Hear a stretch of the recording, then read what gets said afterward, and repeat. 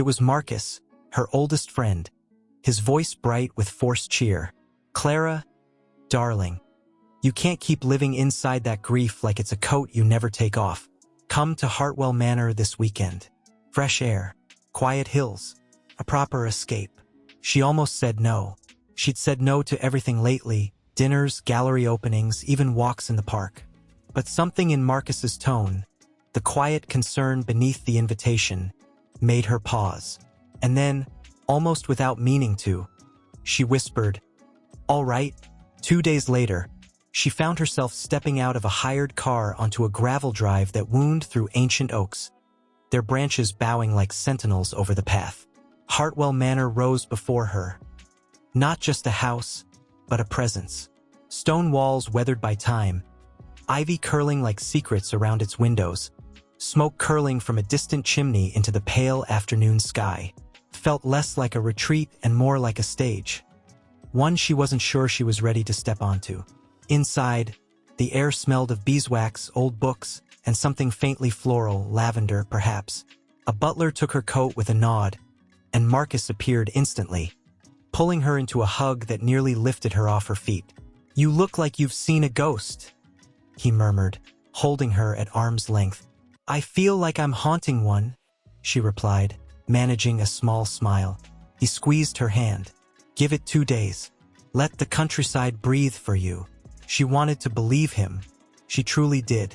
Because beneath the numbness, beneath the weight of loss that had settled into her bones like winter frost, there was still a flicker, a fragile hope that maybe, just maybe, she could remember how to feel something other than sorrow. That evening, guests gathered in the grand drawing room. Polished lawyers, sharp-eyed journalists, a few socialites whose names Clara only half recognized from glossy magazines. And then there was him, Julian Hartwell. He entered like a storm wrapped in a tailored suit, charisma radiating off him in waves, laughter booming just a little too loud, eyes scanning the room as if measuring everyone's worth in real time. When his gaze landed on Clara, it lingered, curious, then dismissive, as though she were a footnote in someone else's story. Marcus leaned close. "Don't let him intimidate you.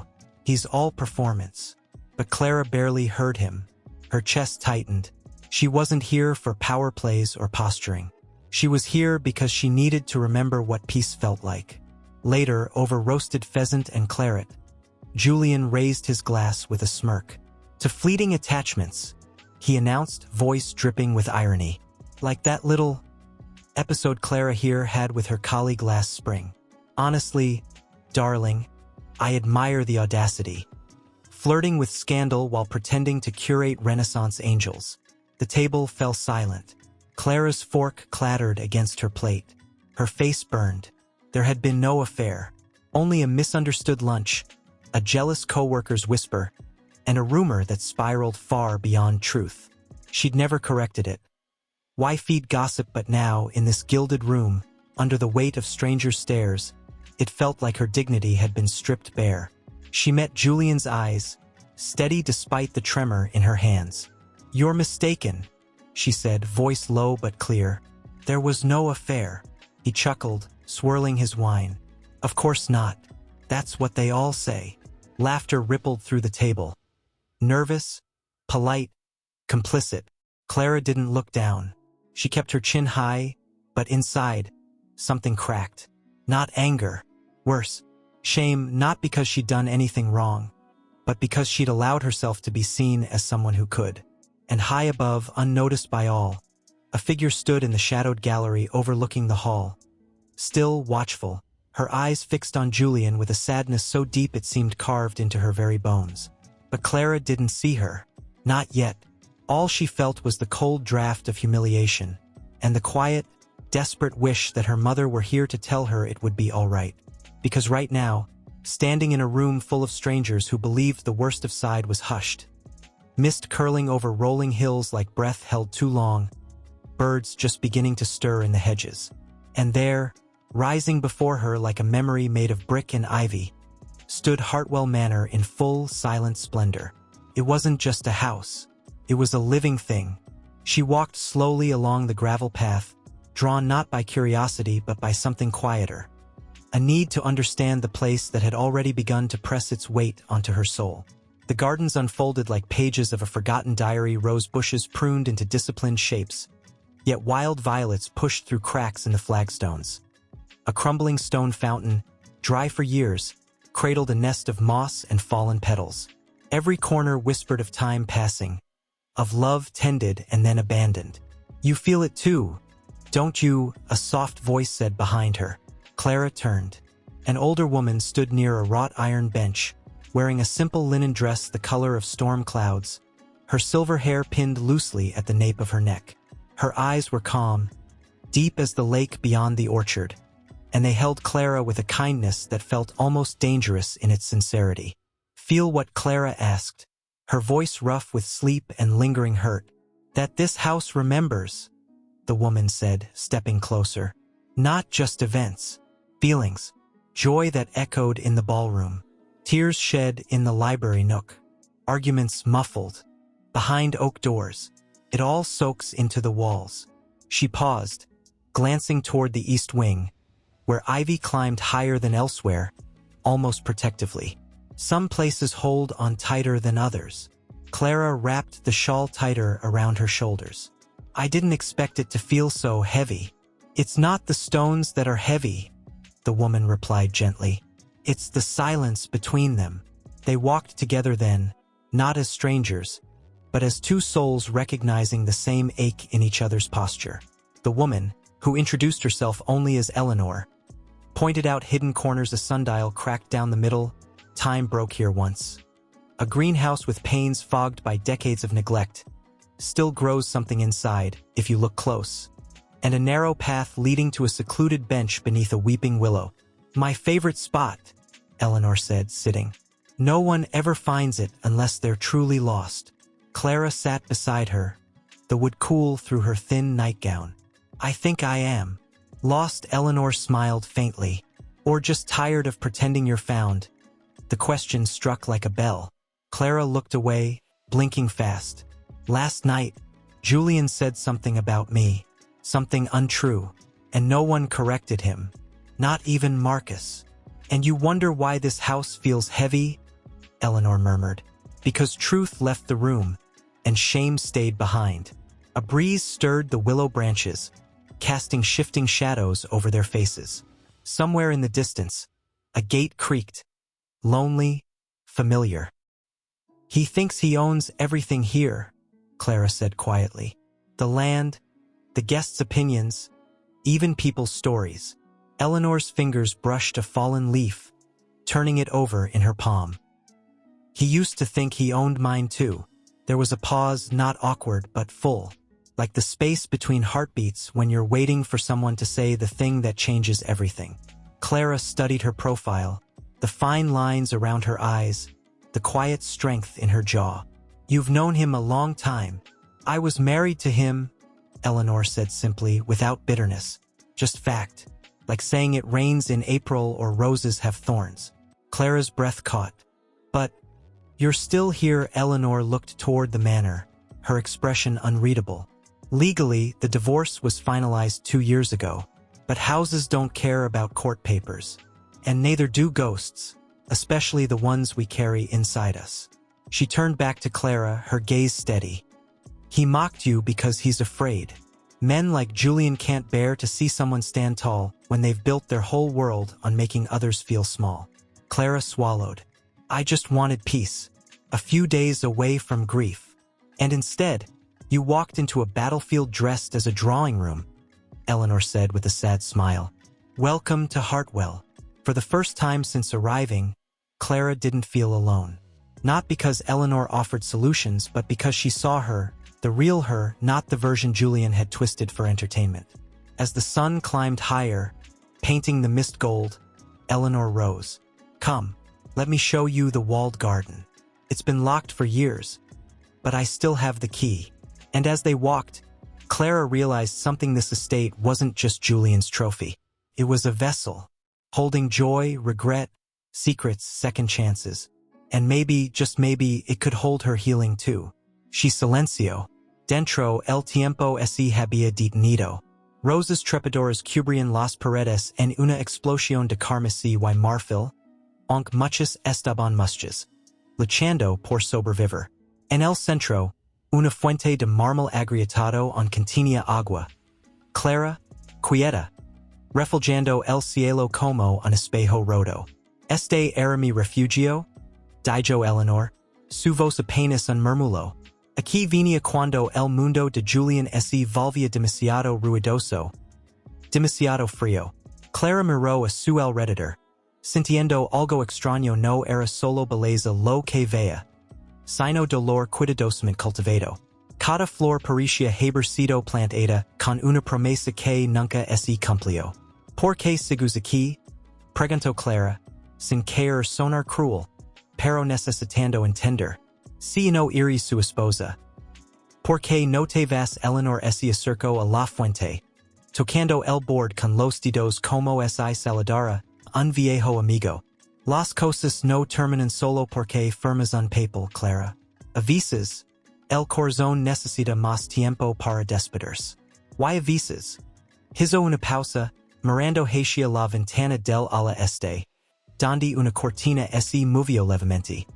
Hay asuntos pendientes que en el divorcio puede resolver. Antes de que Clara pudiera preguntar qué quería decir, un crujido de grava las interrumpió. Ambas se giraron.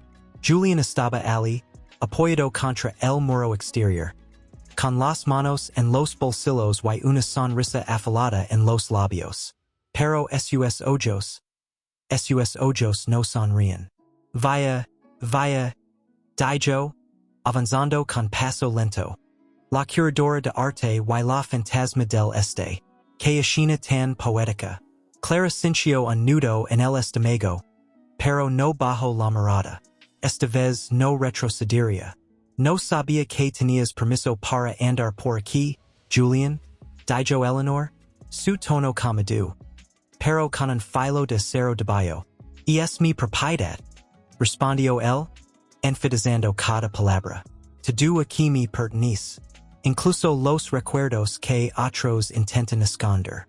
Se detuvo a pocos pasos de ellas. Su mirada se clavó en Clara.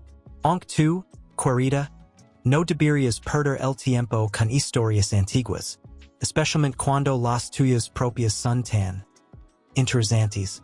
No hubo nada entre mí y ese colega, dijo Clara, firme. Y aunque lo hubiera habido, no sería asunto tuyo. Julian rió, pero fue una risa hueca, sin alegría. Ah, claro, la inocencia, fendida, tan convincente. Se volvió hacia Eleanor. Lo has cantado ya quien eres realmente. O prefieres seguir fingiendo que eres solo una dama mayor con buen gusto para los jardines. Eleanor no parpadeó. No fingió nada, Julian. Solo vivo con las consecuencias de tus decisions. Algo que tú nunca has aprendido a hacer. Un silencio denso cayó sobre el jardín. Hasta el viento pareció contener la respiración. Tienes razón en una cosa, dijo Julian. Su voz más baja ahora, casi íntima. Este lugar sí me pertenece. Y si decido invita a quien quiera, o expulsar a quien ya no serve, nadie puede detenerme. Sus ojos se posaron en Clara, cargados de advertencia. Piensa bien con quien compartes tus secretos, Clara. Porque en esta casa, hasta los muros tienen oídos, y los fantasmas, agendas propias. Se dio la vuelta y se alejó, dejando tras de sí un rastro de tensión que vibraba en el aire como electricidad antes de una tormenta. Clara temblaba, pero no de miedo, de furia contenida. ¿Qué quiso decir con eso? Preguntó, mirando a Eleanor.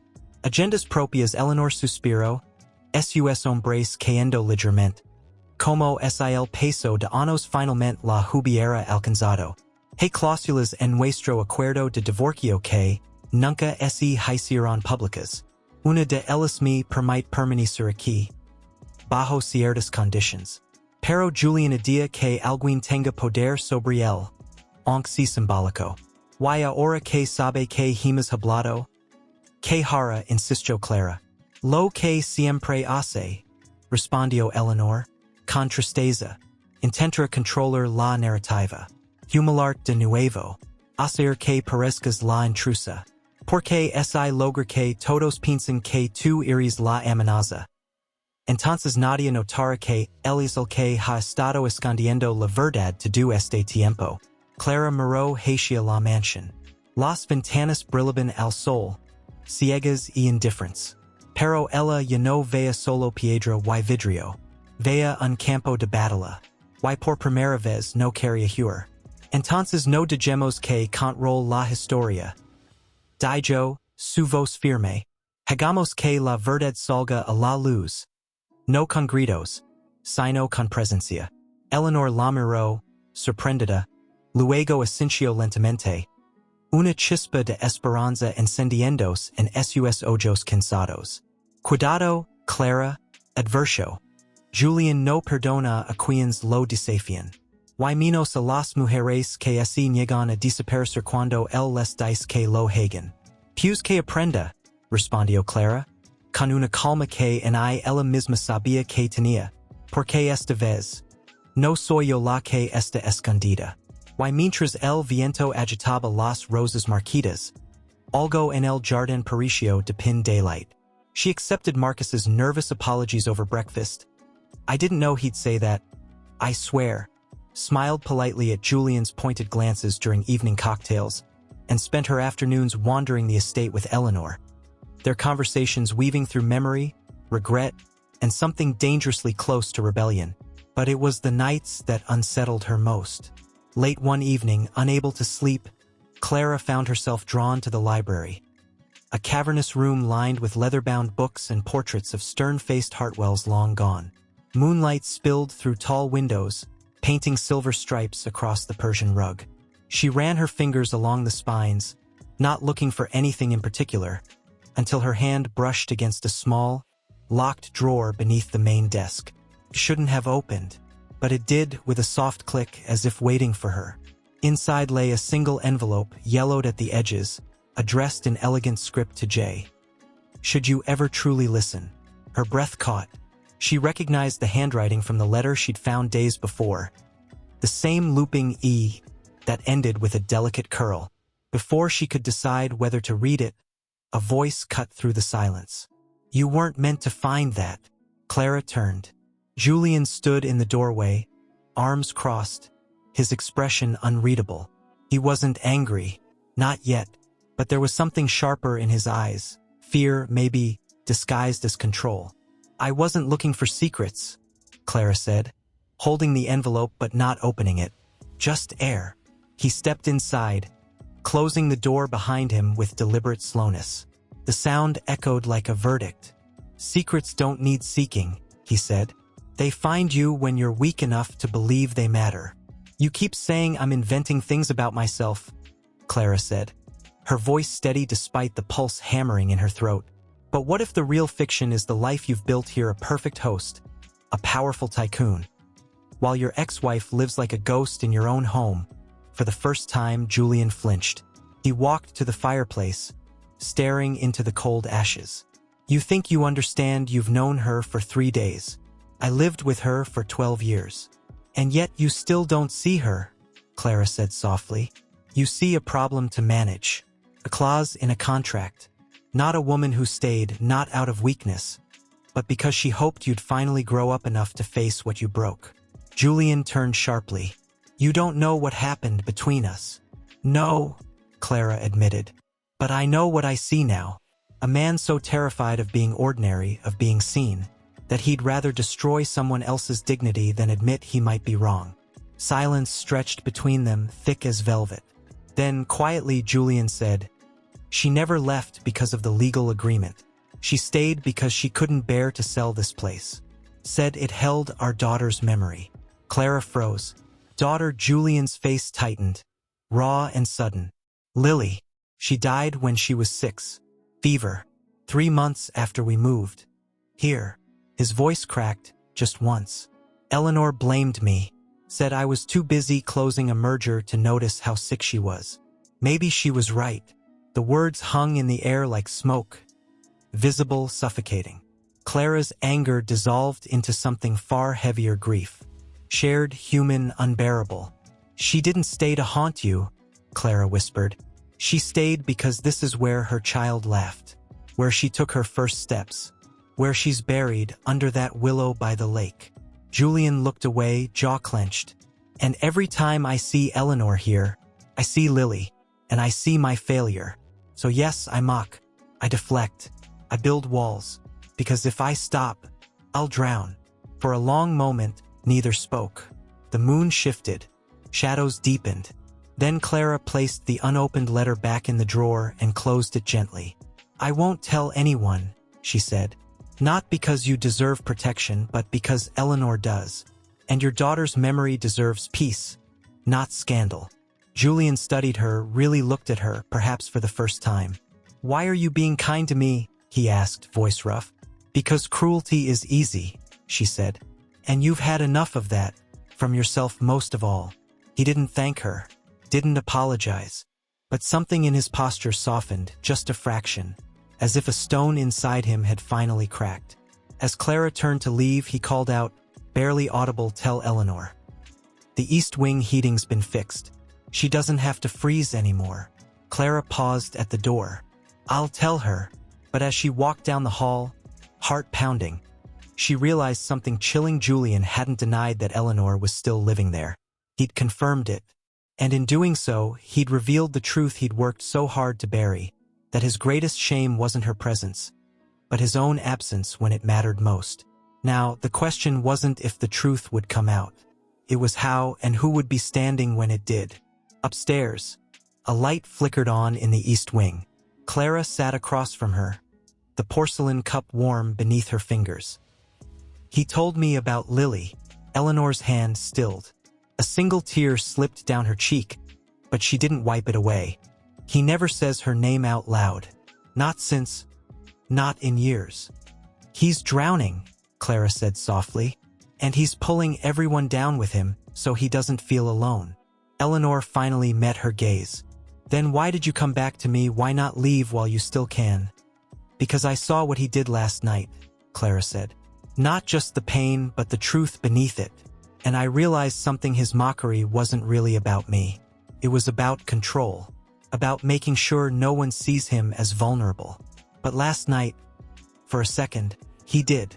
Eleanor exhaled slowly, as if releasing a breath she'd held for a decade. "He's going to double down now. You know that, don't you? Men like Julian don't change quietly.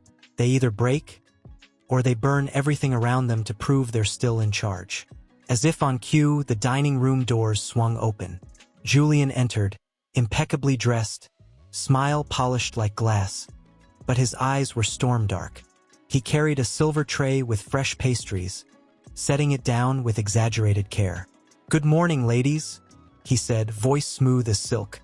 "Sleep well, or were you too busy plotting how to dismantle my legacy over chamomile and secrets?" Clara didn't flinch. "We were remembering your daughter." The words landed like a stone in still water. Julian's smile vanished. For a heartbeat, his mask slipped, raw grief flashing across his face before vanishing behind ice. "Careful, Clara," he said, voice low. "Some memories aren't yours to carry." "They're not mine," she replied evenly. "But they're real, and pretending they don't exist won't bring Lily back. It only keeps you trapped." He leaned forward, palms flat on the table, his voice dropping to a whisper only they could hear. "You think you're helping, you're reopening wounds that finally stopped bleeding. Eleanor hasn't stepped foot in the West Wing since the funeral. She hasn't touched Lily's room. And now you come in here, with your quiet sympathy and your moral clarity, and act like you have the right to stir the ashes." "I'm not stirring ashes," Clara said, meeting his gaze without blinking. "I'm lighting a candle, so you can finally see what you've been avoiding." Eleanor placed a hand on Clara's wrist, gentle warning. But it was too late. That evening, Julian hosted an impromptu garden reception. Candles flickered along the terrace, string quartet music floated through the air, and guests, many of whom had arrived only that afternoon, mingled with champagne flutes and practiced charm.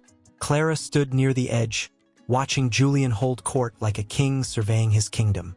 He laughed loudly, clapped men on the back, kissed women's cheeks with practiced ease.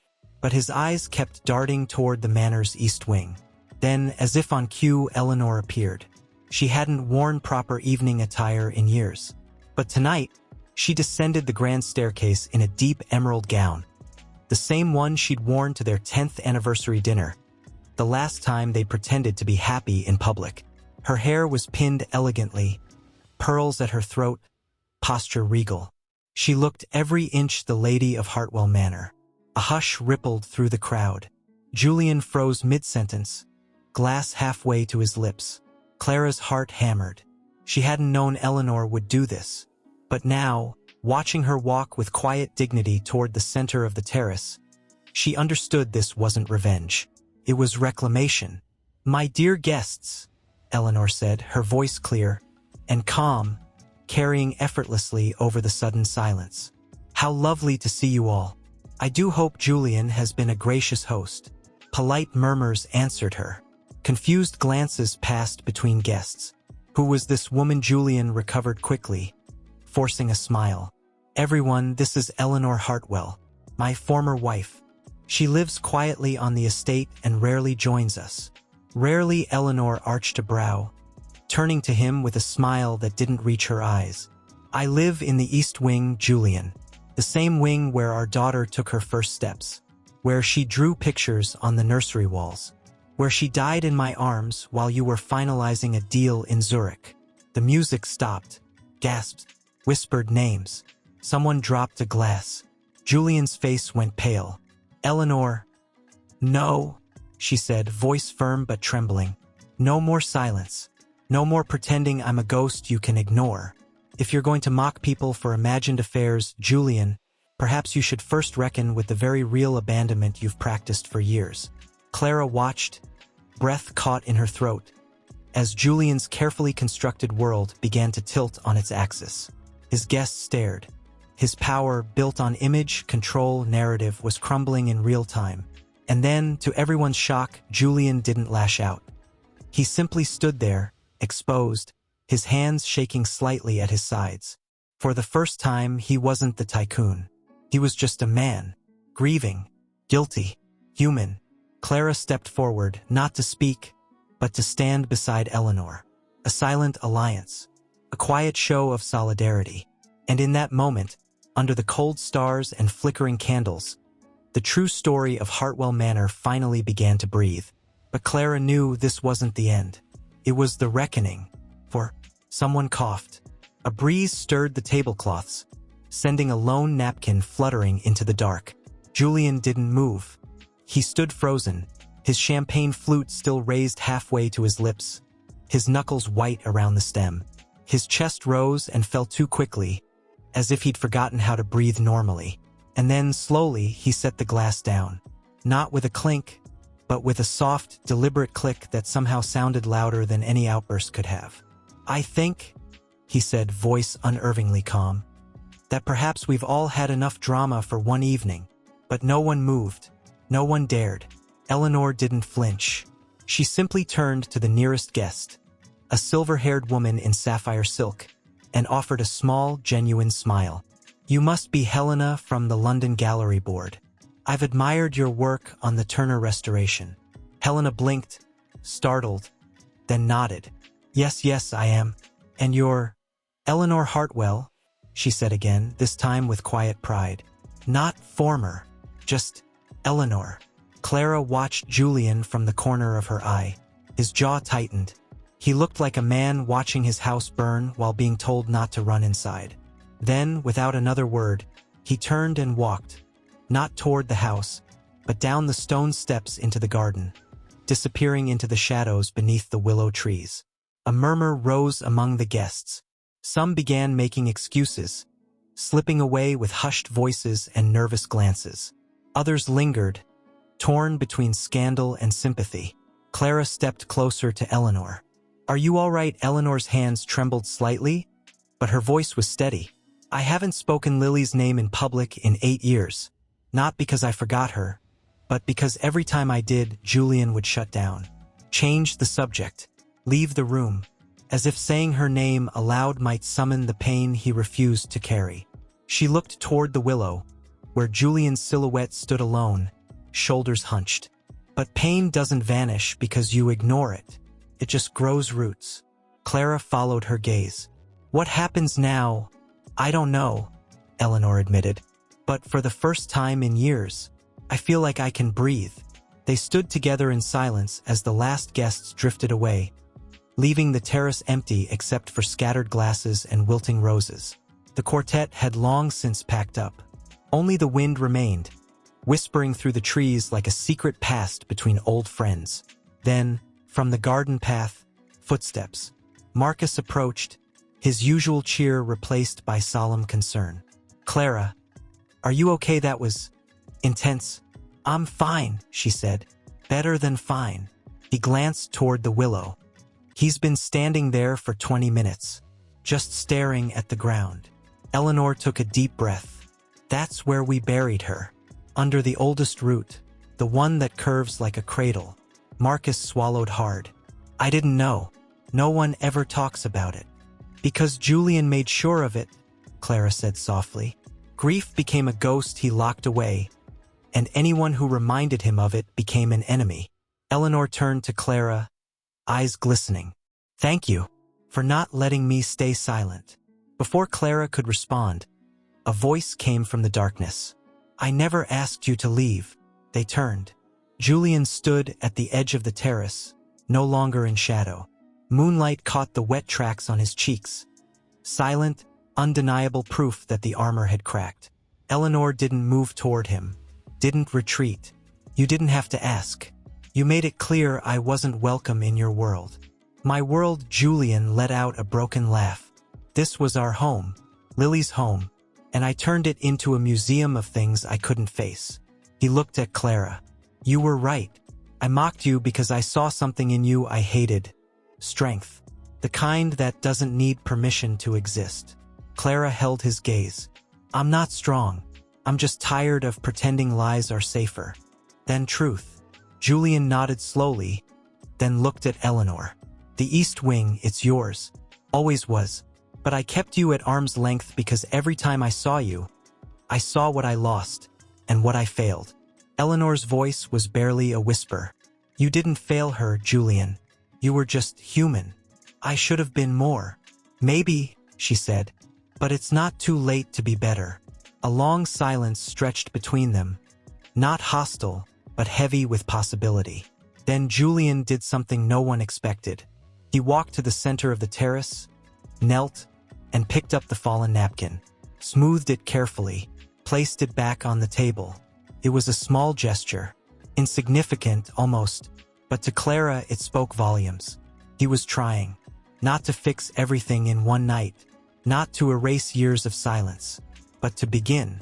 As dawn began to blush at the edges of the sky, the three of them stood together, no longer adversaries, not yet healed, but finally facing the same direction. And high above, in the window of the East Wing, a single light stayed on, not as a beacon of sorrow, but as a promise that even the deepest wounds can begin to close. When Clara wandered the garden alone, needing space to untangle the storm inside her, her heart still raced from the night before, not from fear, but from the electric hum of something shifting, something breaking open. She hadn't come here seeking drama. She'd come for silence. And yet, in this place of polished lies and buried grief, she'd found something far more valuable: truth, raw and trembling, but real. She paused by the willow tree, the same one beneath which Lily was buried. Kneeling, she brushed her fingers over the moss-covered stone marker, simple and unadorned, bearing only a name and 2 dates. "Hello, Lily," she whispered. Footsteps crunched softly behind her. She didn't turn. She already knew who it was. "You always did have a way of finding the quiet places," Eleanor said, joining her on the damp grass. Clara smiled faintly. "Maybe because I've been one myself." Eleanor sat beside her, folding her hands in her lap. "Julian went to the nursery this morning, the one he hasn't entered since. Since." Clara's breath caught. "Did he go in?" "No. But he stood outside the door for nearly an hour, just listening, as if expecting to hear laughter. A lump rose in Clara's throat. "Do you think he'll ever go inside?" "I don't know," Eleanor said honestly. "But last night, for the first time, he didn't run when her name was spoken. That's something." They sat in silence for a while, the wind rustling the willow's long branches like a lullaby. Then Eleanor turned to her, eyes searching. "Why did you stay? Clara, after what he said about you, you could have left that first night and never looked back." Clara looked down at her hands, still slightly stained with ink from an old sketchbook she'd brought, filled with drawings of angels and empty chairs. "Because I saw myself in you," she admitted. "Not in your pain, but in your silence. I stopped speaking after my mother died. Not literally, of course, but inside. I let people believe whatever they wanted because it was easier than fighting for the truth." She paused. "Until I realized that silence doesn't protect you. It just lets others write your story for you." Eleanor reached out and gently took her hand. Her skin was cool, but her grip was firm. "You gave me back my voice last night. And you gave me back my courage," Clara replied. Just then, a rustle came from the path. They turned. Julian stood there, not in his usual tailored suit, but in a simple sweater and trousers, hair slightly tousled, eyes red-rimmed but clear. He held a small wooden box in his hands. He didn't approach right away. He simply stood, watching them, as if unsure whether he was allowed to enter this sacred space. "It's all right," Eleanor said softly, not letting go of Clara's hand. "You can come closer." Julian walked slowly, each step deliberate, until he stood before the grave. He knelt, placed the box on the stone, and opened it. Inside were tiny, hand-painted animals. A rabbit, a fox, a bird, each worn smooth from years of touch. "Lily made these in art class," he said, voice rough. "She gave them to me the week before. He swallowed hard. "I kept them locked in my study. Couldn't bear to look at them, but I couldn't throw them away either." He picked up the rabbit, running his thumb over its chipped ear. "She called it Mr. Hops. Said he protected her dreams." A tear slipped down his cheek. He didn't wipe it away. Clara felt her own eyes burn. This wasn't the tycoon who mocked her at dinner. This was a father, shattered and slow to mend, finally kneeling in the ruins of his own making. Eleanor shifted beside her, then stood. She walked to Julian and placed a hand on his shoulder. He flinched at first, then leaned into the touch just slightly. "I kept her drawings," Eleanor said quietly. "All of them, in the East Wing closet. Hundreds of them. Sunsets, cats, us holding hands." She smiled through tears. "She always drew us with hearts around our heads." Julian looked up at her, eyes wide with wonder. "You kept them?" "Of course I did," Eleanor whispered. "She was ours." For a long moment, they simply existed together. Three souls bound by loss, misunderstanding, and now, perhaps, grace. Then Julian turned to Clara. "I owe you an apology, not just for what I said, but for assuming you were like everyone else who comes here, to take something." Clara met his gaze. "I didn't come for anything. I just needed to remember how to feel." "And did you?" he asked. She looked at Eleanor, then at the little wooden rabbit in Julian's palm, then at the name carved in stone beneath them. "Yes," she said softly. "I remembered that healing doesn't happen in silence. It happens when someone dares to say, 'I see you.'" Julian closed the box gently and stood. "Then let me say it too." He looked at Eleanor. "I see you. I've been blind for years, but I see you now." Eleanor nodded, tears streaming freely. "And I see you, Julian. Not the tycoon. Just you." As the sun climbed higher, casting long shadows that slowly shrank into light, the three of them remained by the willow. Not fixed, not whole, but no longer hiding. And somewhere deep in the house, a door creaked open. The nursery door. Loudly. But something had shifted beneath the surface. He no longer avoided the East Wing. In fact, he began leaving small things outside Eleanor's door. A book of poetry Lily had loved, a packet of wildflower seeds. Once, a single teacup painted with bluebirds. And then came the morning Clara found him standing in the hallway outside the nursery, not just looking, but holding the doorknob. She stopped a few feet away, not wanting to startle him. "I keep thinking I'll hear her," he said without turning. Even now, a giggle, the creak of her little boots on the stairs. "Sometimes, I swear I smell her shampoo." Clara stepped closer. "Maybe you're not imagining it. Maybe she's still here, not as a ghost, but as love that never left." He finally looked at her, eyes raw. "How do you live with loss like that without letting it hollow you out?" "You don't live despite it," Clara said softly. "You live with it. You make room for it, like adding another chair at the table." Julian exhaled, long and slow. Then, with trembling fingers, he turned the knob. The door opened with a sigh. Sunlight streamed through dust motes dancing in the air, illuminating a room frozen in time. A small bed with a faded quilt. Stuffed animals lined neatly on a shelf. Crayon drawings taped to the walls, stick figure families, rainbows, a dog with 3 tails. And on the windowsill, a tiny clay heart, cracked but intact, with the words for Daddy etched in wobbly letters.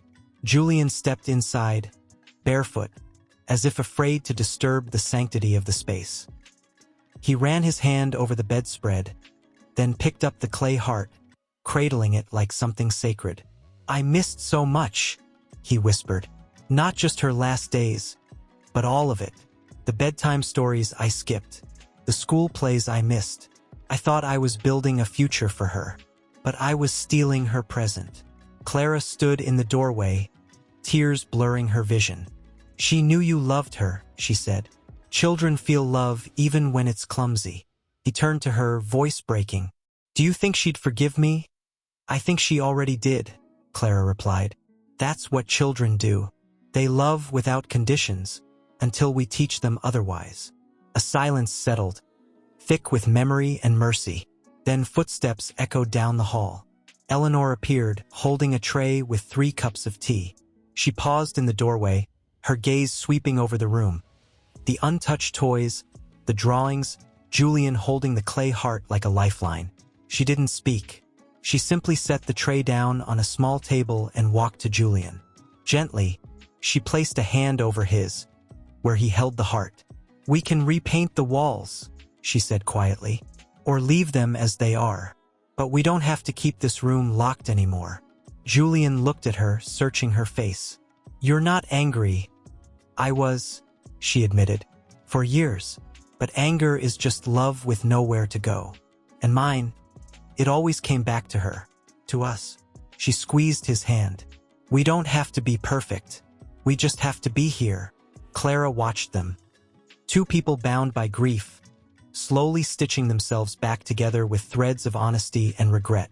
And in that moment, she realized something about herself. She hadn't just come to Hartwell Manor to escape sorrow.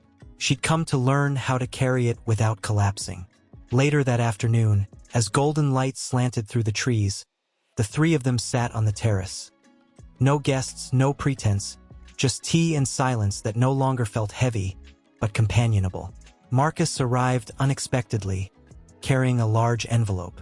"Got this from the solicitor's office," he said, handing it to Julian. "Said it's urgent." Julian frowned, opening it. His expression changed as he read, confusion, then disbelief, then something like dread. "What is it?" Eleanor asked. Julian looked up, pale. "It's a notice, from the bank. They're reviewing the estate's holdings, because of discrepancies in the trust fund set up for Lily." Clara's stomach dropped. "But she's gone. Why would they?" "Because," Julian said slowly, voice tight, "someone filed a claim last week, alleging mismanagement, fraud, even." Eleanor went very still. "Who would do that?" Julian's jaw clenched. "Only one person who stands to gain if the estate is destabilized, my half-brother, Daniel. He's been trying to force a sale of Hartwell for years." A cold wind swept across the terrace. Clara remembered Julian mentioning Daniel once, bitterly, dismissively, as the family ghost who only appears when there's money to steal. "He must have heard about the scene the other night," Marcus said grimly. "Thinks you're vulnerable. Thinks he can use This grief against you. Julian stood abruptly, pacing. If he drags Lily's name into a legal battle, if he turns her memory into a weapon, he won't get away with it, Eleanor said firmly. Not this time. But Clara saw the fear in Julian's eyes, not for himself, but for Lily's legacy, for the fragile peace they'd just begun to rebuild. That night, as rain began to fall, Clara found Eleanor in the library, staring at an old photograph. Lily on Julian's shoulders, both laughing, sunlight in their hair. He's going to fight, Eleanor said without turning. But this time, he won't fight alone. Clara sat beside her. What can I do? Eleanor finally looked at her, eyes fierce with resolve. Stay. Just stay a little longer. Because if Daniel thinks this house is full of broken people, he's wrong. It's full of people who finally remember how to stand. Outside, thunder rolled. And deep within Hartwell Manor, lights stayed on in every wing. Not in fear, but in defiance. Clara found Julian in the study. Sleeves rolled up, papers spread across the mahogany desk like pieces of a puzzle he couldn't solve. His eyes were bloodshot, his hair disheveled, but there was a new steadiness in his posture. No longer the tycoon playing God, but a man fighting for something worth more than money. He's using Lily's trust, Julian said without looking up, voice low and tight, claiming I diverted funds into offshore accounts. It's all lies, but it's enough to trigger an audit. And if the court freezes the estate. He finally met Clara's gaze. Hartwell goes to auction. Eleanor loses her home. And Lily's memory becomes collateral in a legal circus. Clara stepped closer, placing a hand on the back of his chair. You're not alone in this. I should have protected it better, he muttered. I was so busy building empires, I forgot to guard what mattered.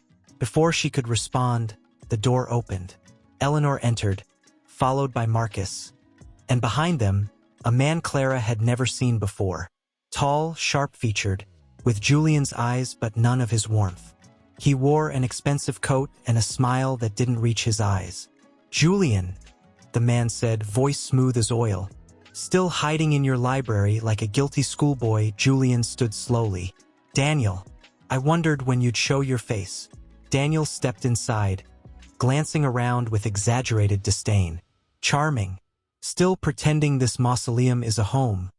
His gaze flicked to Eleanor. And you, still playing housemaid in your own divorce, how quaint.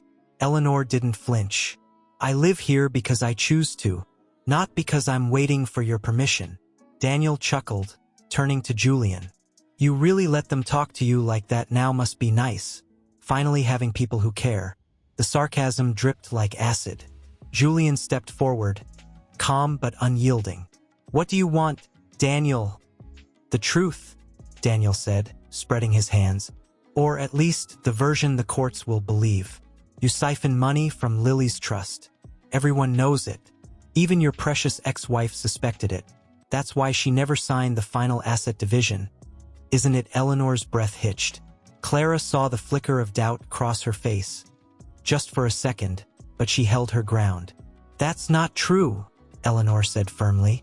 I stayed because of Lily, not because of money. Convenient, Daniel sneered. Then he turned to Clara. And you, what are you, the emotional support curator? Did he promise you a wing of the house if you helped him look human? Clara didn't retreat.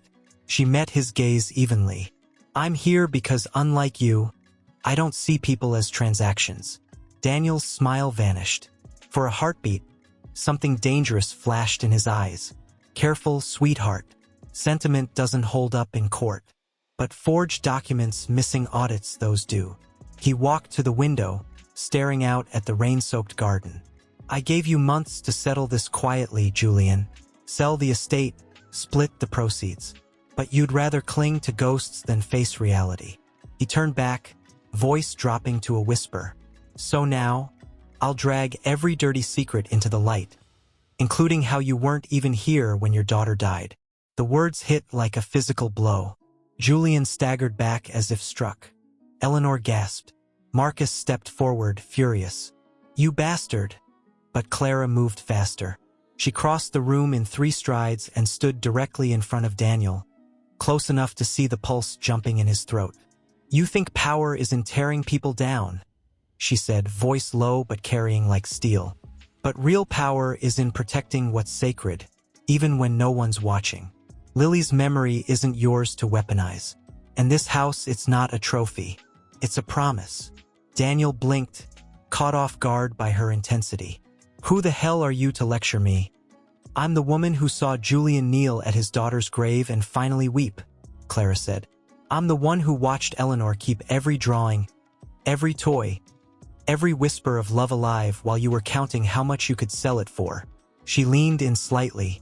"And I'm the one who knows, really knows, that you're not here for justice. You're here because you've never been loved enough to understand what it means to lose something real." For the first time, Daniel looked unsettled. He glanced at Julian, then Eleanor, then back at Clara, searching for mockery, for weakness. Finding none, he straightened his coat, forcing a laugh. "Touching, truly, but sentiment won't stop the hearing next week." He turned toward the door, then paused. "Oh, and Julian, don't bother hiring lawyers. I've already spoken to the judge's clerk. This case, it's already decided." He left, his footsteps echoing down the hall like a countdown. Silence fell, heavy and cold. Then Julian sank into his chair, head in his hands. "He's right. Without proof the funds were used properly, I can't fight this." Eleanor knelt beside him. "There is proof. In the East Wing safe. Lily's trust statements, they're all there. I kept them. Every quarterly report. Every withdrawal receipt.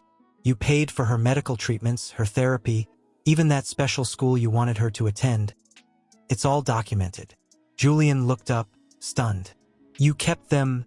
"I kept everything," she whispered, "because I knew one day someone would try to twist our story, and I refused to let them erase the truth of how much we loved her." Clara's heart swelled. "Then we have a chance." Marcus nodded grimly. "I know a barrister who specializes in estate fraud. Discreet. Brilliant. If we get those documents to her by tomorrow, we can file an emergency motion." Julian looked at Eleanor, then at Clara. Two women who had walked into his life as strangers and now stood as his shield. "I don't deserve this," he said hoarsely. "No," Clara said gently, "but you're choosing to become someone who does." Outside, the rain began to ease. Clara stood by the door, arms crossed, heart pounding. Marcus paced near the window, phone pressed to his ear, whispering urgently to the barrister. Julian waited in the hallway, unable to enter. Too raw, too afraid that even touching these papers might somehow taint their truth. "It's been 8 years, Eleanor murmured, turning the combination lock with slow precision. "I haven't opened this since the day we buried her." The safe clicked open. Inside, nestled between velvet-lined compartments, lay a bundle of documents tied with blue ribbon, the same shade Lily used to wear in her hair. Eleanor lifted them gently, as if cradling something alive. Clara stepped closer. "Are you sure they're complete?" Eleanor untied the ribbon with care. Every statement, every bank transfer, every note Julian wrote in the margins. For Lily's physio, new wheelchair tires, specialist consultation. Her voice cracked. He never spent a penny on himself. Not during those months. He sold his watch, his car, even his father's pocket watch to cover co-pays the insurance wouldn't touch. Clara's eyes burned. She'd seen Julian's arrogance, his cruelty, but never this. Never the silent sacrifice beneath the bluster. Marcus hung up and turned. "Barrister says if these are authentic and time-stamped, they'll not only dismiss Daniel's claim, they could expose him for filing false allegations. But we need to act fast. Court convenes in 36 hours. Eleanor handed the documents to Clara. "Take them. You're the only one Daniel doesn't suspect of loyalty." Julian appeared in the doorway then, pale but resolute. "I should go with you." "No," Clara said firmly. "You stay. Rebuild what matters here. I'll deliver these, and I'll make sure the truth is heard." Their eyes locked, a silent understanding passing between them. He nodded once, gratitude too deep for words. But as Clara turned to leave, Eleanor caught her wrist. "Wait," she whispered. From the bottom of the safe, she pulled out a small leather journal. This wasn't in the financial records. It's Julian's. From that year. He didn't know I kept it. Clara opened it. The pages were filled not with business notes, but with shaky, desperate handwriting. April 3rd. Lily smiled today. Real smile, not the pained one. Held my hand and said, "Daddy, don't look sad. How does a 6-year-old carry that weight?" May 12th. Missed another board meeting. Didn't care. Sat by her bed all night. She dreamed of flying. Said I was her wings. June 18th, she asked if heaven has gardens. Told her yes. Full of willow trees and bluebirds. She said, "Then you'll visit me there. Won't you? God help me." I couldn't answer. Tears spilled down Clara's cheeks. This wasn't the Julian who mocked her at dinner. This was the man beneath, the father who loved too late, but loved completely. "He never showed this to anyone," Eleanor said softly. "Not even me. But maybe the court needs to see not just the money, but the heart behind it." Clara closed the journal, clutching it to her chest. "I'll make sure they do." As she walked toward the car waiting at the drive, the morning sun warm on her face, she felt the enormity of what she carried. Not just paper, but proof that love, even when flawed, leaves fingerprints no lie can erase. But halfway down the path, her phone buzzed. Unknown number. She answered cautiously. "Leaving so soon?" Clara Daniel's voice purred through the line, smooth and venomous. "I saw you heading for the gate. Thought you might like to know, I have friends at the courier services. And at the courthouse security desk. Accidents happen. Especially to sensitive documents." Her blood ran cold. "You wouldn't dare," she said, voice steady despite the fear clawing up her throat. "I already did," he replied. "Check your rear view." She glanced back. A black sedan idled near the manor's gate. 2 men in dark suits stepping out. "They're not here to hurt you," Daniel added, almost kindly. "Just to relieve you of unnecessary burdens. Think of it as mercy." The line went dead. Clara's hands tightened on the journal and the envelope. She couldn't outrun them on foot. Couldn't risk losing everything in a scuffle. Then an idea. She turned sharply and ran. Not toward the gate, but back toward the stables. Minutes later, she emerged on horseback. Eleanor's old mare, swift and sure-footed, trained for country rides. She spurred the horse into a gallop, cutting across the back fields, away from the road, toward the old forest trail that led to the neighboring village. Behind her, tires screeched as the sedan gave chase, but the narrow, muddy path swallowed the sound. Then the sight of her escape. Wind whipped through her hair as hoofs thundered against wet earth. She clutched the documents close, heart hammering not just with fear, but with fierce, burning purpose. They thought she was just a guest, a temporary presence, a woman easily erased. Bus harp gasps, every nerve alight with adrenaline. Behind her, the distant growl of the sedan faded, trapped by narrow trails and tangled roots it couldn't conquer. She didn't stop until the village church spire pierced the treetops ahead. A weathered stone steeple, its bells silent but steadfast. There, she dismounted behind the old apothecary, legs trembling, hands still clenched around the journal and envelope. Her phone buzzed again. This time it was Marcus. "Clara, are you?" "I'm safe," she cut in, voice shaking only slightly. "But Daniel's men were at the gate. They tried to intercept me." A sharp intake of breath. "Bloody hell. Get to Chambers and Price, the barrister's office. Back entrance. She's expecting you in 10 minutes." Clara ran, boots splashing through puddles, heart pounding not just from fear, but from the unbearable weight of what she carried. Not just documents, not just proof, but Lily, her laughter, her drawings, her father's whispered regrets, her mother's quiet vigilance, all bound in paper and ink, fragile as a heartbeat. She slipped through a narrow alley, ducked under a rusted fire escape, and knocked 3 times on an unmarked oak door. It opened instantly. A woman in a tailored charcoal suit stood there, mid-50s, silver-streaked hair pulled back, eyes sharp as flint. "You're late by 47 seconds, she said dryly. "Come in." Inside, the office was spare, elegant, lined with legal tomes and a single framed photograph, a young girl holding a sunflower. Her name was Elise, the barrister, Miss Price said, noticing Clara's glance. "Leukemia. Took her in 6 months. I know what it looks like when grief gets weaponized." She held out her hand. "Give me everything." Clara handed over the envelope and the journal without hesitation. Miss Price flipped through the financial records first, brow furrowed, then opened the journal. Her expression softened, just for a moment, before hardening into resolve. "This changes everything," she murmured. "Not just legally, but morally. The court won't just see mismanagement. They'll see devotion." She looked up. "But Daniel's already filed an injunction claiming these documents are forged. He's arguing Julian fabricated them after the fact." Clara's stomach dropped. "They're real. Every word." "I believe you," Miss Price said. "But belief doesn't win cases. Evidence does." She tapped the journal.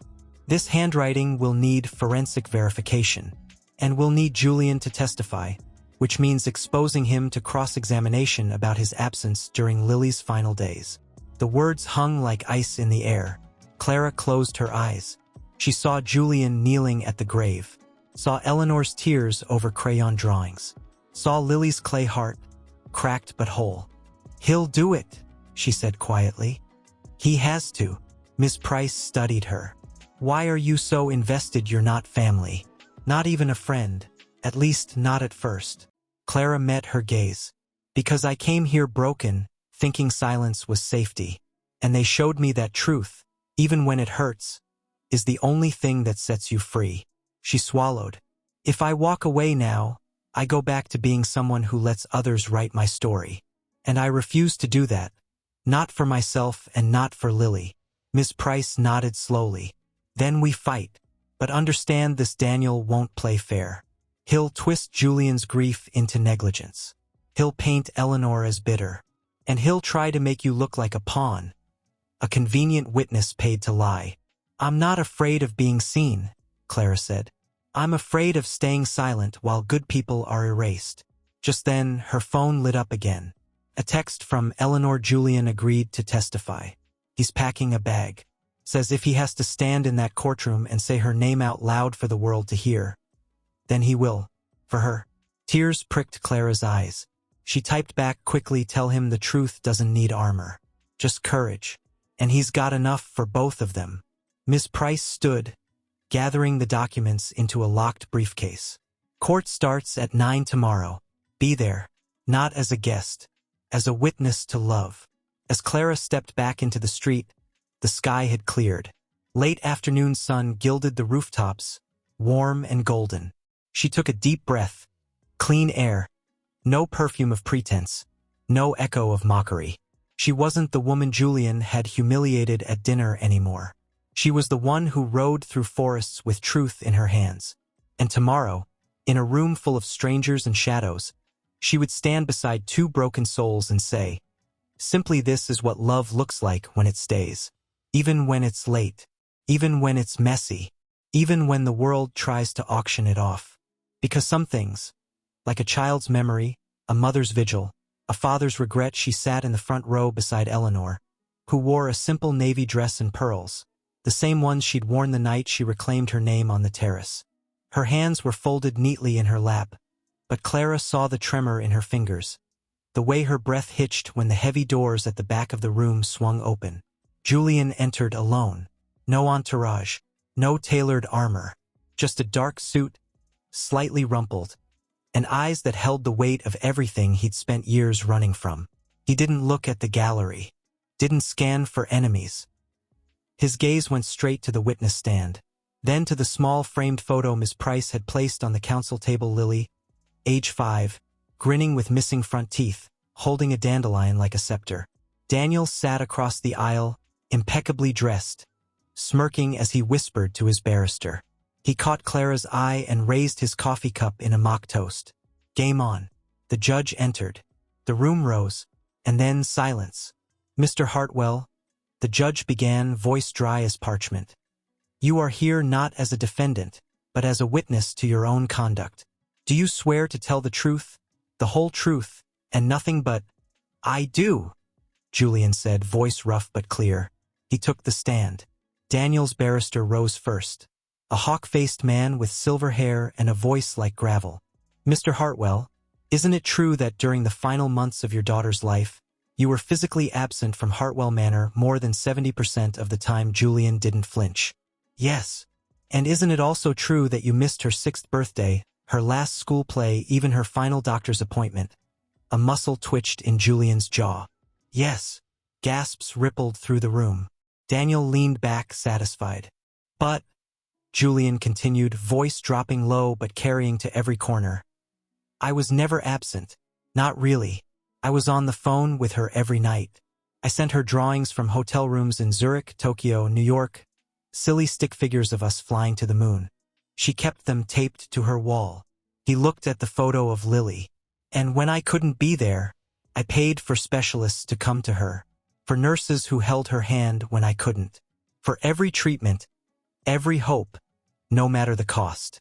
Convenient, the barrister sneered. But where is the proof aside from these? He gestured dismissively at the documents, which could easily have been fabricated after the fact. Ms. Price stood. Your Honor, we request to enter into evidence not only the financial records, but Mr. Hartwell's personal journal from that year, verified by forensic handwriting analysis this morning as authentic. She handed the journal to the clerk. Then, turning to Julian, she asked gently, Why did you write those entries? Mr. Hartwell. Julian looked down, then up, eyes glistening. Because I was afraid I'd forget her voice, the way she laughed, the way she said, Daddy, like it was the safest word in the world. His voice broke. I thought if I wrote it all down, maybe I wouldn't lose her twice. A woman in the gallery sniffled. Even the judge cleared his throat. Then came Clara's turn. She walked to the stand, heart hammering, but shoulders straight. She didn't look at Daniel, didn't look at the crowd. She looked at Julian, and saw not the tycoon, but the father who'd finally learned to kneel. Miss Voss, Miss Price began, you had no prior relationship with the Hartwells before this month.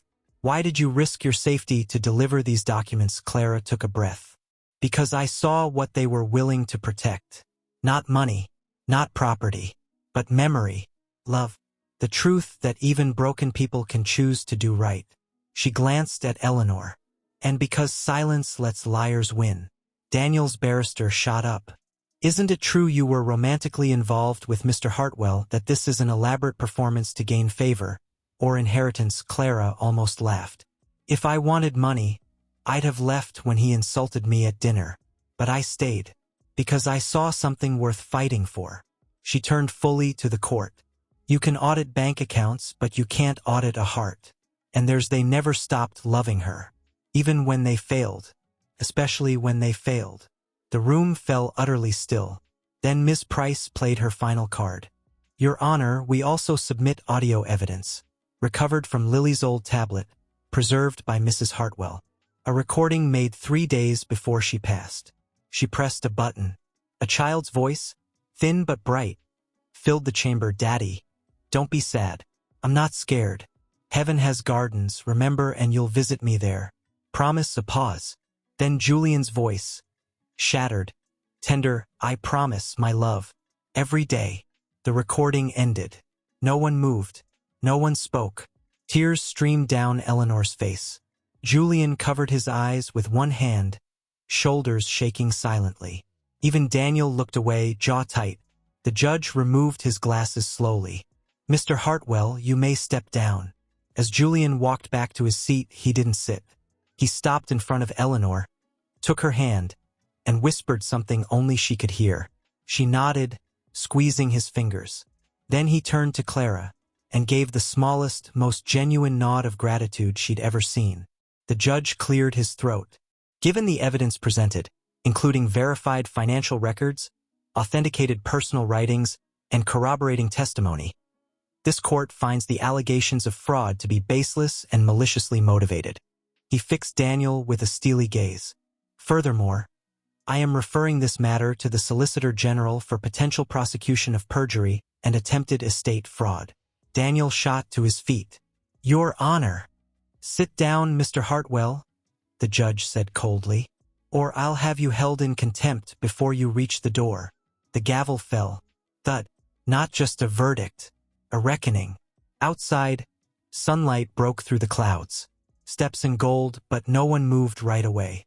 Julian stood at the top, hands shoved deep in his coat pockets, shoulders hunched as if still bracing against judgment that never came.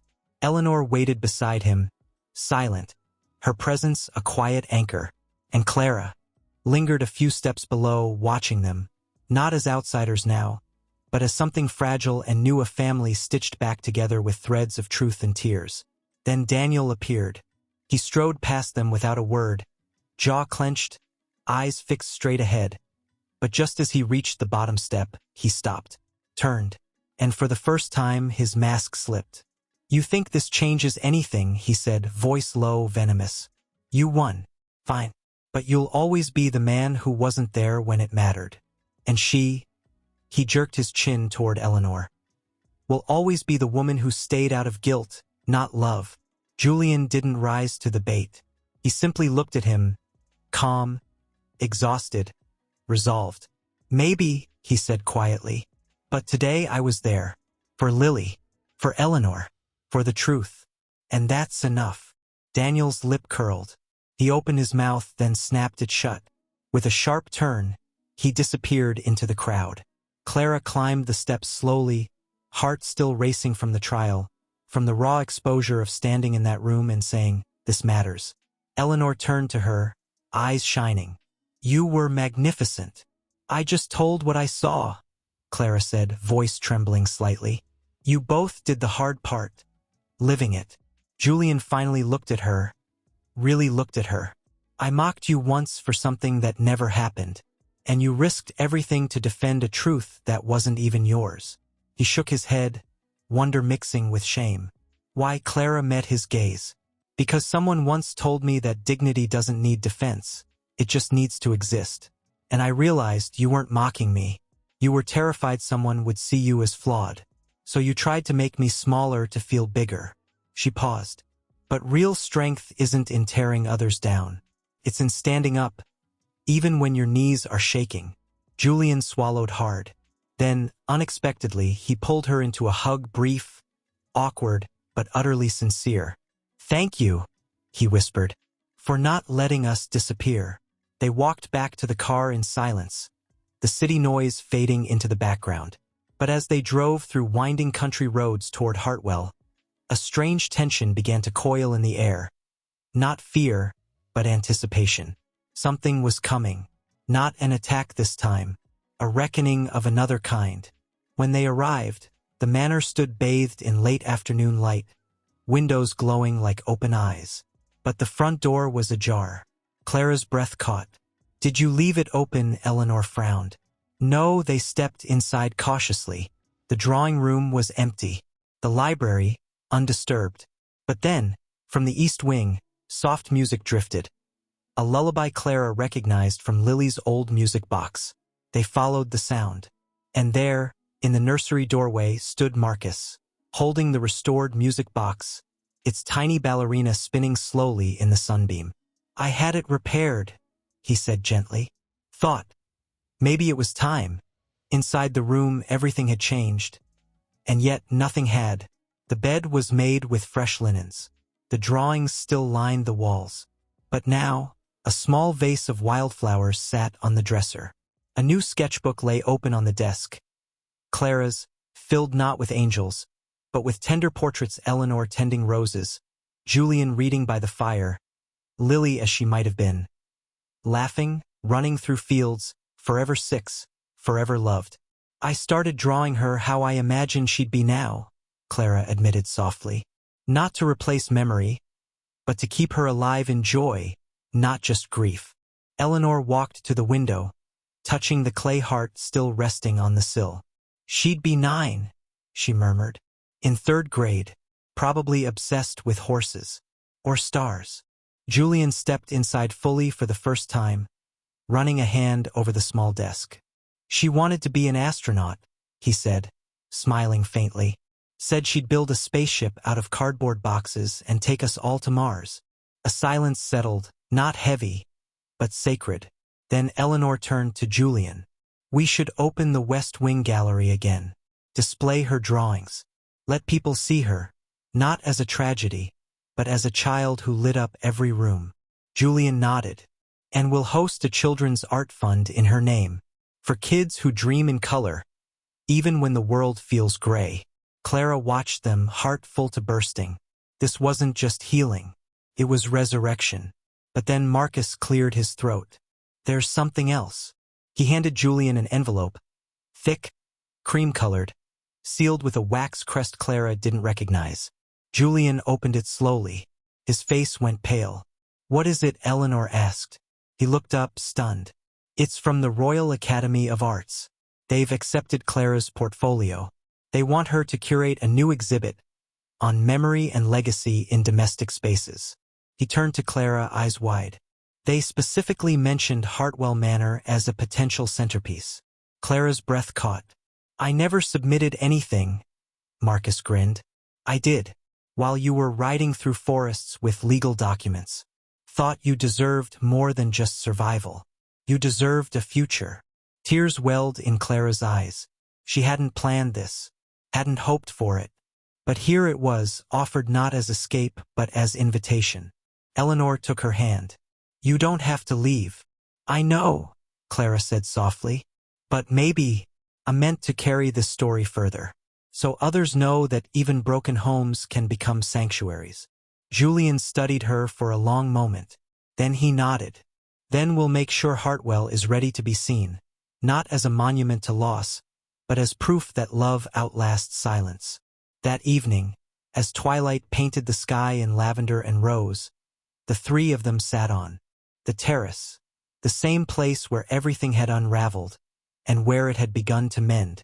No guests, no pretense, just tea, quiet conversation, and the distant chime of the restored music box drifting from the nursery window. And high above, in the east wing, a single lamp glowed. Not as a ghost. The east wing was dark, except for a sliver of light beneath Eleanor's door. Clara knocked softly. Eleanor, are you all right? No answer. She pushed the door open. The room was empty, but the window stood wide open, curtains whipping inward like pale wings caught in the storm. On the floor, near the writing desk, lay a single sheet of paper, weighted down by a porcelain dove Lily had painted in art class. Clara picked it up, hands trembling. Clara, he came tonight. Not Daniel. Someone worse. He knows about the offshore account Julian closed last year, the one even I didn't know existed. He says there's more buried here than grief.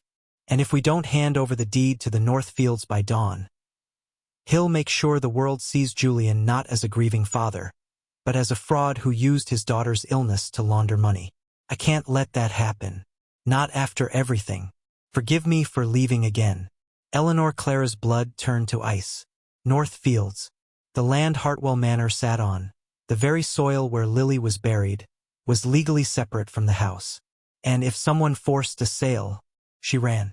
Down the grand staircase, through the echoing halls, straight to Julian's study. She burst in without knocking. He was already awake, standing by the fireplace, staring into dying embers. In his hand, a photograph of Lily holding a sunflower. Eleanor's gone, Clara gasped, breathless.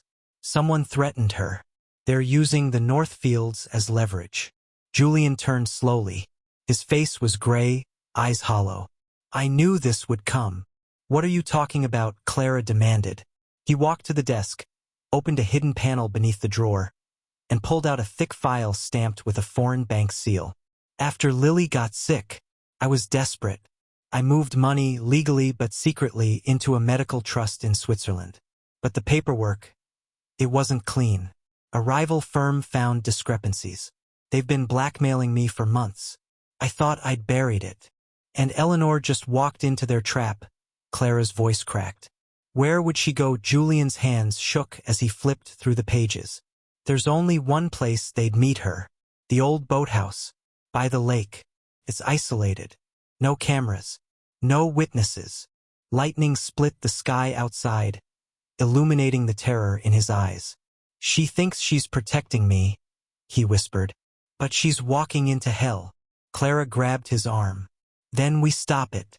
Now." They raced through the storm, boots sinking in mud, rain stinging their faces like needles. The lake loomed ahead, black and churning, the boathouse a skeletal silhouette against the lightning. Inside, a single lantern cast long, dancing shadows. Eleanor stood in the center, back straight, facing a man in a long coat, tall, gaunt, with eyes like flint. Not Daniel. This was someone colder, older, a ghost from Julian's past. "Mr. Voss," the man said without turning. "I wondered if you'd bring your little curator." Clara froze.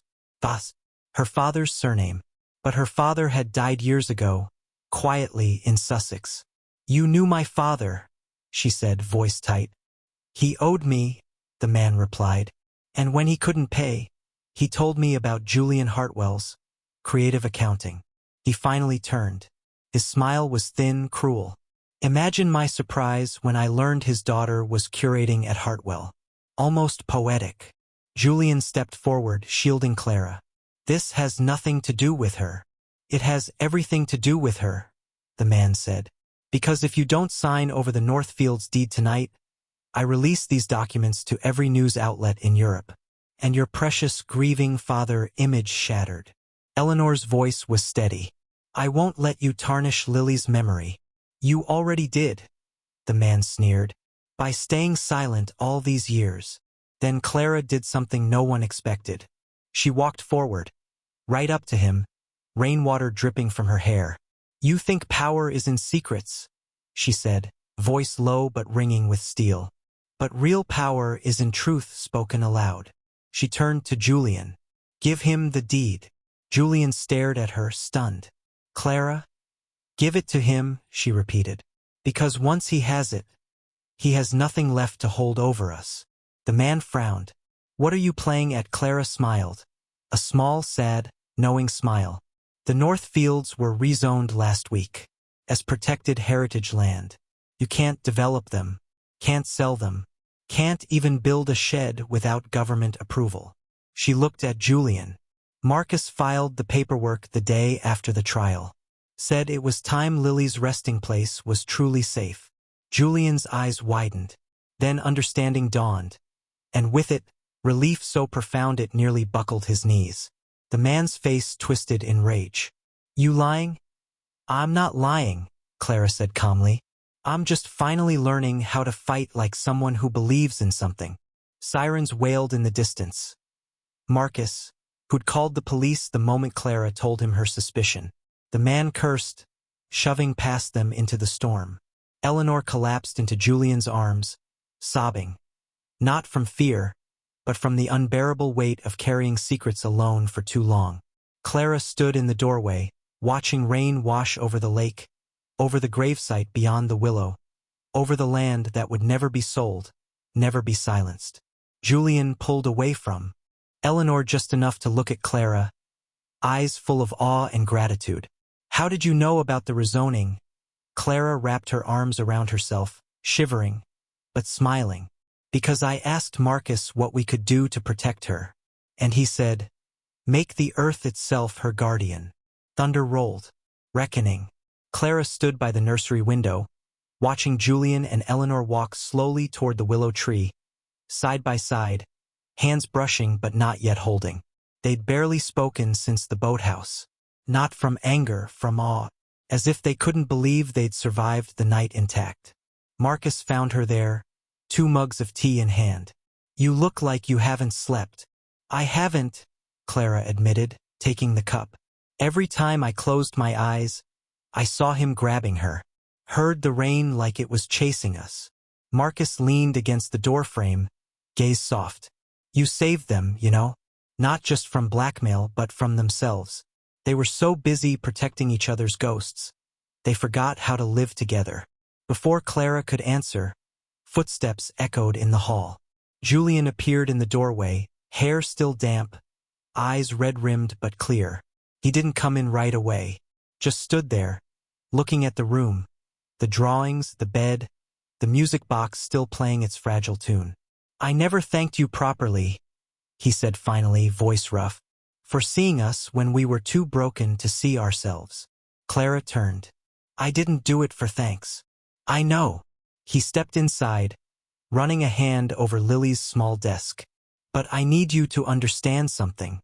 Last night, when I thought I might lose Eleanor again, not to grief but to fear, I realized I've spent my whole life building walls to keep pain out, but all I did was lock love inside with it." He looked at her, raw and open. "You showed me that truth isn't dangerous. Silence is." Eleanor appeared behind him, wrapped in a shawl, face pale but resolute. "We've decided to do something," she said softly. "Something we should have done years ago." Clara's heart quickened. "What?" Julian took a deep breath. "We're opening Hartwell, not just the gallery, but the house itself, as a retreat for families facing childhood illness. A place where parents don't have to choose between work and presence. Where children can feel safe, even when the world feels uncertain." Tears pricked Clara's eyes. "That's beautiful. But we can't do it alone," Eleanor added, stepping forward. "We need someone who understands both art and heart. Someone who sees memory not as burden, but as bridge." She held Clara's gaze. "Will you stay not as a guest, as our partner?" Clara's breath caught. "Stay." The word echoed in her chest like a bell. She'd come here running from grief, and now they were offering her a home built from it. But before she could answer, Marcus's phone buzzed loudly. He glanced at the screen and went very still. "What is it?" Julian asked. Marcus looked up, face grim. "It's Daniel. He's filed an emergency motion. Claims new evidence surfaced overnight. Emails suggesting you, Clara, conspired with Eleanor to fabricate the rezoning documents. He's demanding the court freeze all estate activity until a full investigation." Clara's stomach dropped. "That's impossible. The rezoning was public record." "Doesn't matter," Marcus said. "He's weaponizing doubt. And with your connection to the Voss name." He didn't finish. He didn't need to. Julian's jaw tightened. "He's using your father's past to poison your present." Eleanor turned to Clara, eyes wide with fear. "Not for herself, but for her. They'll drag your name through the mud. Say you manipulated us. That this whole thing was a scheme." Clara looked out the window, at the willow, at the lake, at the land that now belonged to memory, not money. She thought of Lily's clay heart, of Julian's journal, of Eleanor's silent vigil. And she knew. "No," she said, voice steady. "Let him try." She turned back to them, fire in her eyes. "If Daniel wants to expose secrets, fine. Let him dig. Because every layer he uncovers will only show more proof of love, not fraud. Of sacrifice, not greed." She stepped closer. "And if he drags my father's name into this, then I'll tell the truth about him too. My father wasn't a criminal. He was a man who made one mistake trying to save his wife's life. And he paid for it with everything, including his dignity." Julian reached for her hand. "Clara, you don't have to carry that shame." "I'm not carrying shame," she said fiercely. "I'm reclaiming truth, just like you did." A long silence fell. Then Eleanor walked to the closet and pulled out a small wooden box, the same one Julian had brought to Lily's grave.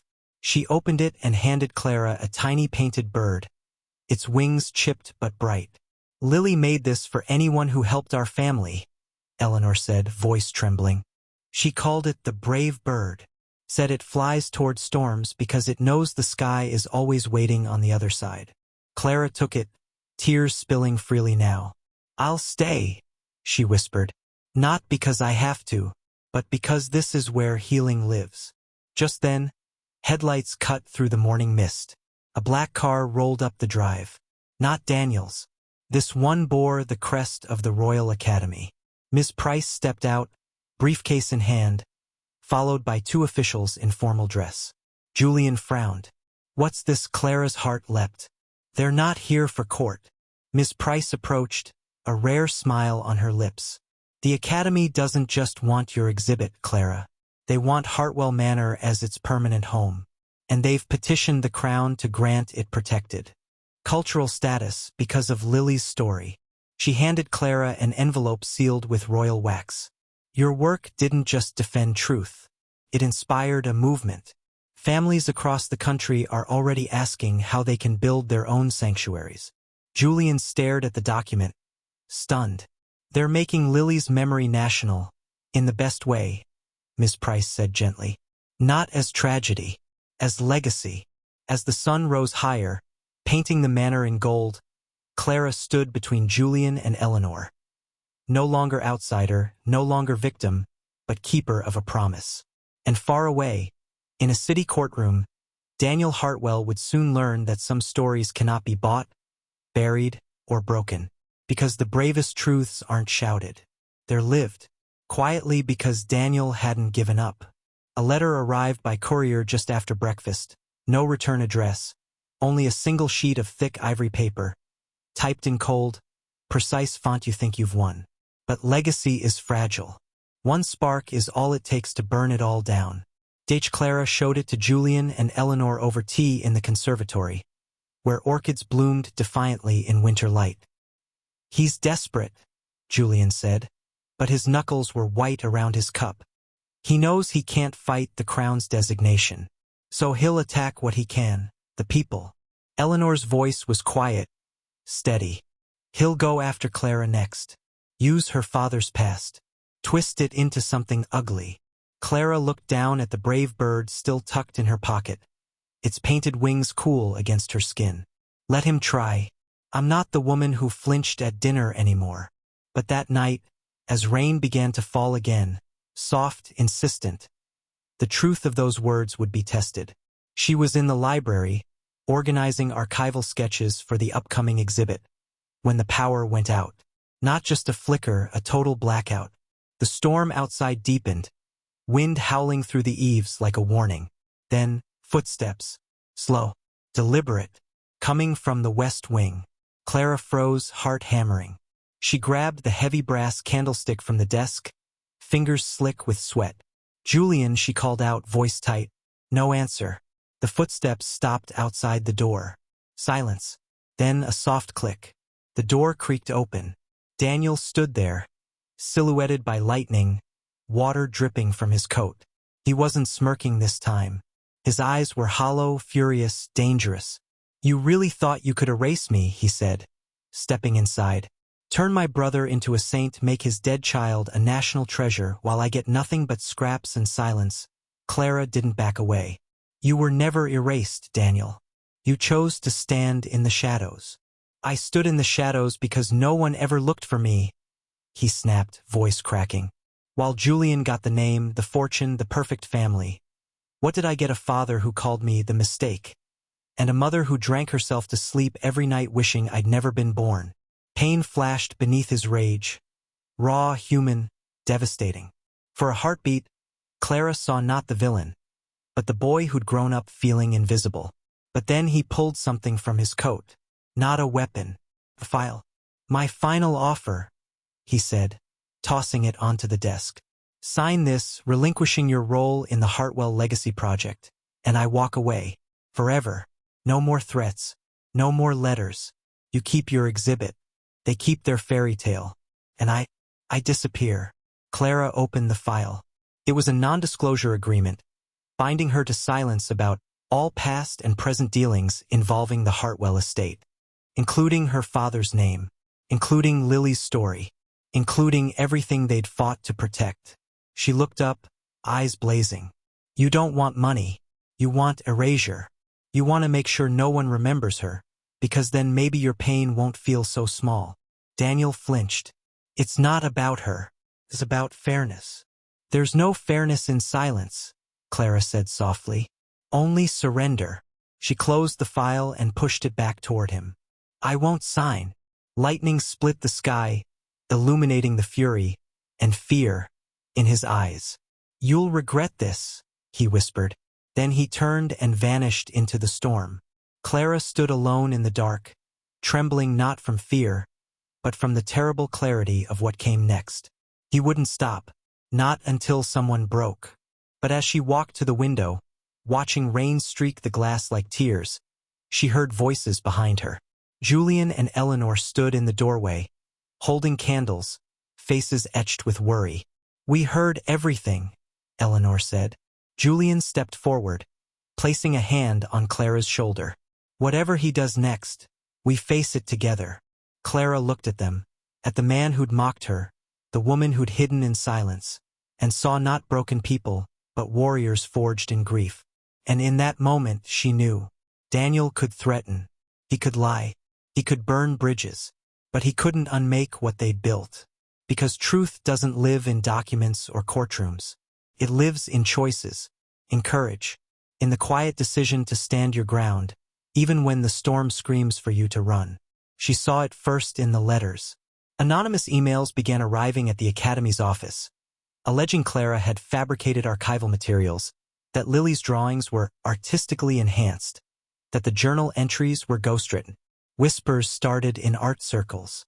A journalist called, asking if it was true she'd exploited a grieving family for career advancement. Each accusation stung not because it was believed, but because it was designed to isolate her, to make her doubt her own truth. Then came the morning she found the front gate vandalized, scrawled in red paint across the stone arch lyre. Julian stood before it, fists clenched, face pale with rage. He crossed a line. Eleanor placed a hand on his arm. "He wants us to react, to lash out. That's how he wins." But Clara didn't cry, didn't flinch. She walked past them, picked up a bucket and brush from the shed, and began scrubbing the word away herself. Slowly, methodically, as if erasing not just paint, but fear. Later that evening, as twilight settled like a sigh over the hills, Marcus arrived breathless, holding a sealed envelope. "It's from Daniel," he said, voice low. "Delivered by hand to the Academy. They forwarded it to me." Clara opened it. Inside was a photograph. Her father, years younger, weary-eyed, standing outside a hospital, clutching medical bills. On the back, in Daniel's handwriting, "Ask her why he really went bankrupt. Ask her what he stole to pay for her mother's treatment." Her breath caught. The room tilted. Julian saw her face. Clara, she couldn't speak, because the truth was worse than Daniel knew. Her father hadn't stolen. He'd taken a loan from Julian's own private investment fund, back when Julian was just starting out. A handshake deal. No paperwork. When her mother got sick, he couldn't repay it. Julian, then ruthless and ambitious, called in the debt. Her father sold everything, moved them to a tiny flat, died 2 years later of grief Clara always believed, as much as illness. She'd never told anyone, not even Marcus. Now Daniel had twisted it into theft. "He's going to leak this to the press tomorrow," Marcus said grimly. "Says if you don't withdraw from the project by noon, he'll publish it with headlines like, 'Curator's Father Fraud Behind Hartwell's Saintly Narrative.'" Silence fell, thick and suffocating. Then Eleanor spoke, voice quiet but firm. "Then we tell the truth first." Clara looked up, eyes wide. "No. It'll ruin everything. The exhibit. Lily's legacy. Your reputation." "My reputation," Julian interrupted, stepping forward. His eyes were wet, raw. "Do you think I care about reputation after kneeling at my daughter's grave, after hearing you ride through a storm to protect us?" He took her hands. "Your father didn't steal. He asked for help. And I, arrogant, blind fool that I was, treated him like a risk instead of a man trying to save his wife." He turned to Marcus. "Call the journalist, the one who's been sniffing around. Tell her we have a statement, and we're releasing it tonight." Clara's heart pounded. "Julian, if this gets out, then let it," he said fiercely. "Because maybe someone else out there is drowning in medical debt, ashamed to ask for help. Maybe they need to know they're not alone. And maybe your father's story can be part of Lily's legacy too. Not as shame, but as proof that compassion matters more than contracts." Tears spilled down Clara's cheeks. She nodded.